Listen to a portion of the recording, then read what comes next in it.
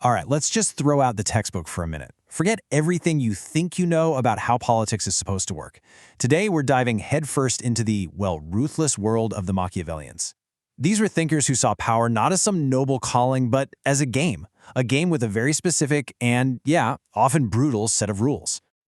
So, let's just get right to it with a question that really cuts to the core of their thinking. Is the whole idea of power of the people a lie? Is it just, a comforting story we tell ourselves? For the Machiavellians, the answer would be a pretty loud yup. And this quote right here from James Burnham's work on these thinkers really sets the stage. Truth doesn't rule the world, power does.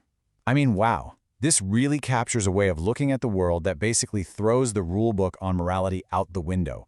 It's all about getting your hands dirty and looking at the cold, hard gears of who actually holds power and why. Okay, so to really wrap our heads around this worldview, we first have to talk about the myths. We have to tear down what they saw as all the popular stories surrounding power. The stories that are designed to hide what's really going on. What these thinkers argued is that all the formal stories we tell ourselves about power, they're often just a smokescreen.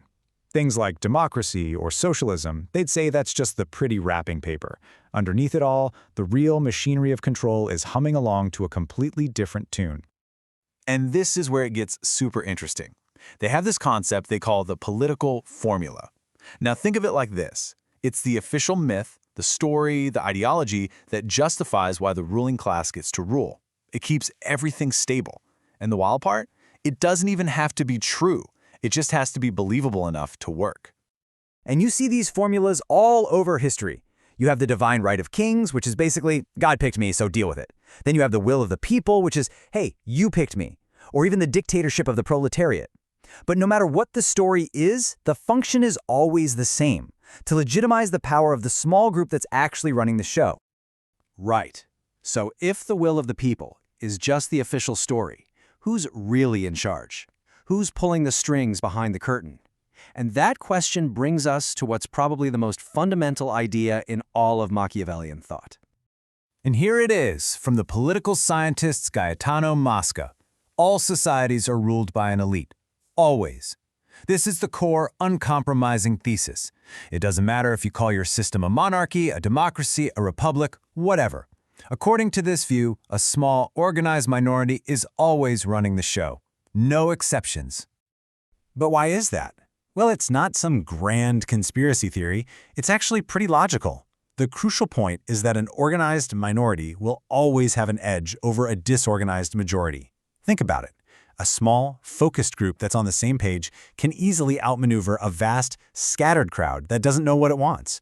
It's about organization, internal loyalty, and controlling the key levers of society. Okay, so we've established that an elite is always in charge.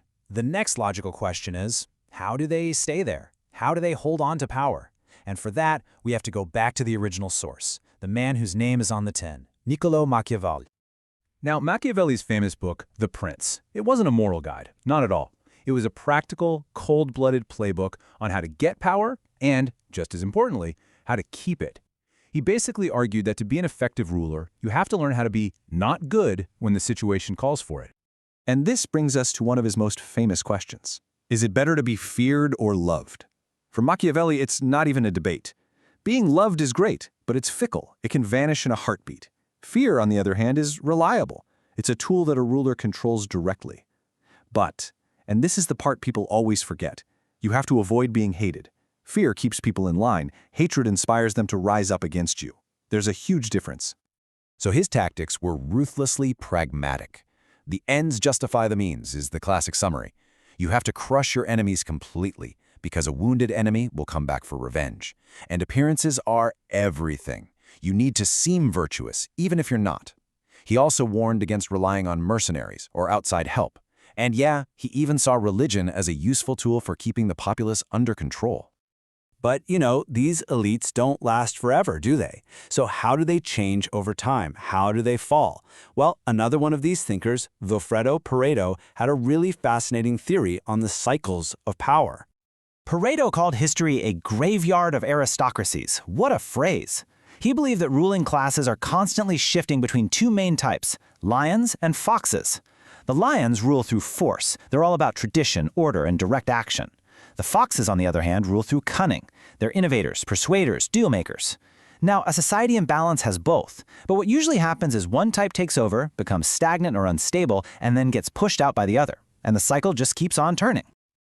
Building on this, the sociologist Robert Michels came up with something he called the iron law of oligarchy. And this applies to pretty much any organization you can think of. It starts with a group, say a political party. A leadership structure forms naturally. Those leaders start to gather power and knowledge. Then a bureaucracy builds up around them. And before you know it, the original goals of the organization become less important than just keeping the leaders in power. He argued it's inevitable. It becomes an oligarchy, ruled by a few. I know. This is all starting to sound pretty bleak, right? If elites are always in charge, and every organization is doomed to become an oligarchy, what about freedom? Where does that fit in? Is freedom just another one of those myths? Well, here's the surprising twist, especially from James Burnham's analysis. For these guys, freedom isn't some high-minded moral right that we're all born with. Nope, it's a structural outcome. Real freedom doesn't come from ideals or good intentions. It comes from something much more, well, practical. So how does freedom survive then?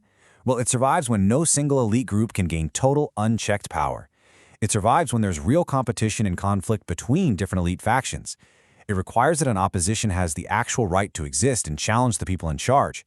Freedom, in this view, is the fragile byproduct of a balance of power. It's what happens when all the big players are too busy fighting each other to completely dominate everyone else. So here's the big takeaway. The Machiavellians, in their own cynical way, defend liberty. But they don't do it by preaching about virtue. They do it by exposing the raw, naked mechanics of power. The idea is, if you really want to preserve freedom, the first step is understanding how power actually works. Because once you understand the game, you can start building systems that prevent any one player from winning it all. Which leaves us with a final thought to chew on. In a world of competing elites, who should you be watching? If this way of looking at things is even partly right, then analyzing politics isn't about picking the good guys from the bad guys. It's about understanding the dynamics between all these powerful groups. It kind of changes the question, doesn't it?